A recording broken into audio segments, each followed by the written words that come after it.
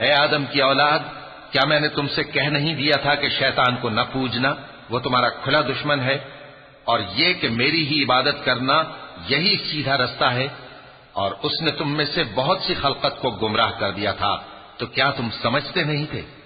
یہی وہ جہنم ہے جس کے تمہیں دھمکی دی جاتی تھی، جو تم کفر کرتے رہے ہو اس کے بدلے آج اس میں داخل ہو جاؤ۔ آج ہم ان کے منہوں پر مہر لگا دیں گے، اور جو کچھ یہ کرتے رہے تھے ان کے ہاتھ ہم سے بیان کر دیں گے، اور ان کے پاؤں اس کی گواہی دیں گے۔